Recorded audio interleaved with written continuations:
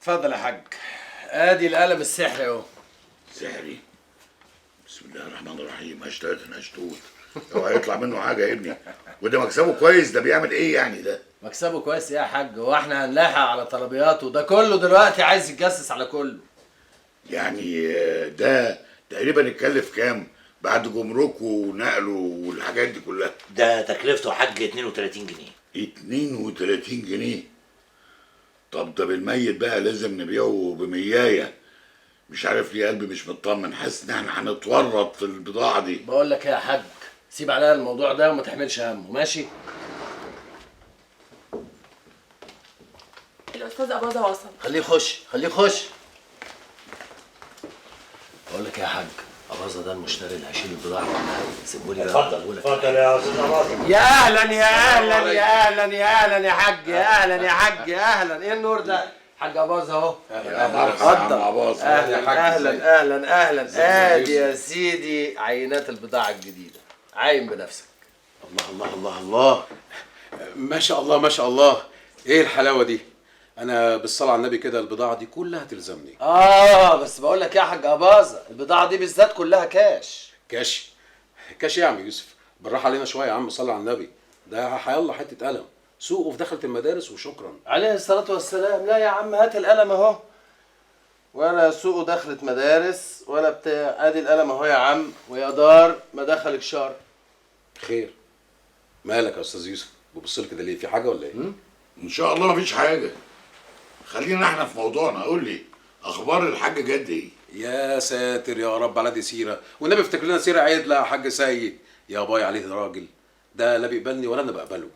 بقول لك ايه، ده حتى بيكرهك كره العمى يا حاج. يا ساتر. اعوذ بالله يا راجل، ده كلام. الحاج جد ما بيقبلنيش. ده الحاج جد راجل سكره طيب. طيب ده انت اللي طيب يا حاج، ده حرامي. طيب تقول حاجه هنا؟ تعالى بقى شغل لنا العفريت. موسى نبي، عيسى نبي، محمد نبي، وكل من له نبي يصلي عليه. اللهم صل وسلم وبارك عليه. تعالى يا عم الشيخ، تعالى صلي معانا على النبي عليه الصلاه والسلام. ورينا كده. يا ساتر يا رب على دي سيره، والنبي افتكر لنا سيره عدله يا حاج سيد. يا باي عليه راجل، ده لا بيقبلني ولا انا بقبله. بقول لك ايه، ده حتى بيكرهك كره العمى يا حاج. يا ساتر. اعوذ بالله يا راجل، ده كلام. الحاج جد ما بيقبلنيش. ده الحاج جد راجل سكره طيب. طيب ده انت اللي طيب يا حاج، ده حرامي. طيب وزكي طالع في السينما. الله، شفت بقى القلم الساحر ده بيعمل ايه؟ يعني ممكن تخرب بيت اي حد وانت واقف كده على كيفك.